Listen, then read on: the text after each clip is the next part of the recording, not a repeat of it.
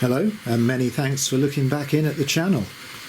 And as I've been getting ready to make this short video, I've been enjoying running the last different liveried Wrenn R1, and it's at the head of this little train. Jinty's behind it. It's the LMS maroon. It says it's maroon, but it's quite bright, isn't it? More orange or red perhaps. Here's the box. Wrenn R.52RS LMS maroon, a great looking thing, and we'll be back looking at that shortly, but I want to show you the Gauge Master update. Now, I haven't an update on the Princess Royal this week, hopefully something next time, but time's been really in short supply. But I do have an update on the Gauge Master. So looking down here, here's the control PCB removed from the unit. If I look down past my cup of drink, there's a empty portion in the cabinet where I've removed it, and the sticker has to be peeled up. That's a bit tricky. I'll edit in a few pictures of the process. I didn't video it, but I took a few stills. So here's the Gauge Master control board outside of the case. Now it's perfectly safe, no mains here, just low voltage AC going in, probably around 20 volts, something like that. So we're all safe. I've got it on an anti-static bag, something that a computer item might have come in the past, and I found an old heatsink that's probably come out of an old amplifier or video machine or something in the past, which I've drilled just to protect the MOSFET. So I've had a quick look. I shall go into this a little deeper soon. The transformer sits here, the four legs, the two outputs. There's two AC outputs, one that's converted into DC by these bridge rectifiers, and the other one goes straight back out the back again, just for protection here. But what I'm looking at with great interest are these little mites. There's some electrolytic capacitors nestling down there. Now they look fine, no electrolyte leaking, no bulges, but take it from me, I've had a lot of problems with these things once they get to a certain age in the past.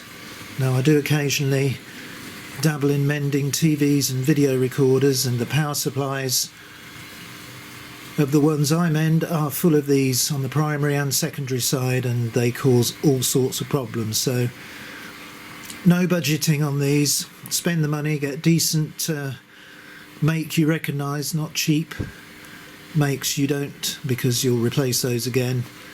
So maybe they'll be the cause of the problem. I'm in touch with Mike. I shall send him a photo or two of this and see whether he agrees that that might be a good place to start. Anyway, it's still working. I'm going to be running the Southern R1 that was parked up last week. That's in the inner double track loop, but it's pointing ready to come out on the downward main line, so the points are set. So I am indeed going to drive it out. So what I need to do is make sure this switch is set to the left, which it is for forward, and as I turn the control, the LED will probably change to orange, hopefully, and indeed out comes the loco. So just going to set points D here to curve. And what's that little loco drawing? Well, according to my trusty multimeter, not quite a quarter of an amp. So the controller is working at the moment. I did try it once I got it out with the Barnstaple. Exactly the same thing happened. I've been around the control board with a soldering iron hunting for dry joints, so it's nothing simple like that. But it's not a very complex thing, so I'm pretty sure I'll soon get to the bottom of it. So look at this great little matte green Wrenn R1. Pulling those Pullmans. Lovely quiet runner. Don't even need my reading glasses to get a glimpse of that big running number on the side. I love the way the liveries are displayed on these Southern trains, just a lovely depiction of the word Southern, and then great big running numbers. no mixing up those.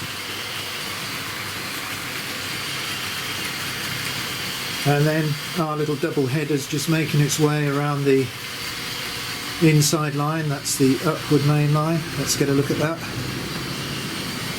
I don't quite know what colour I'd describe that Wrenn R1. I just can't see it as being crimson or maroon.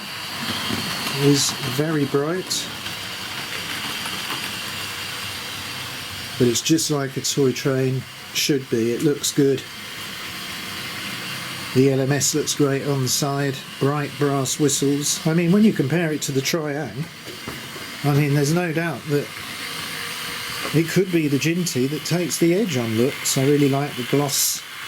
Look at the shine on that Jinty, and I like the colour. But the Wrenn, with its matte black roof and smoke box, looks good too. So these are working well together, providing a nice bit of power for these colourful vans.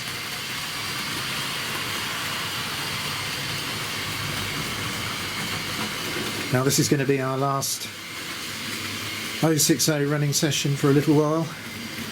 Had a few weeks of tank locos. I've got something totally different in mind for the next video.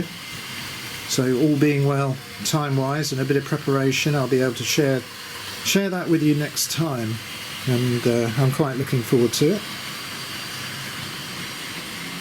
But for now, I hope you've enjoyed the update, showing what's happening with the Gauge Master. I think you'll agree with me that we must be fairly near to a resolution. It's not always a good idea to try and measure component values while they're soldered into boards. So if you can lift one leg, it often makes the job more accurate. But even a capacitor meter, that doesn't guarantee that these electrolytics are good. So for the relatively small cost, and we're only talking a few pence per item, sometimes it's a great idea to replace them. Just be 100% sure you mark the polarity so you don't get them in backwards. Always replace them with the same voltage rating, if not a slightly higher rating if space will allow. And as I said before, go from make you recognise.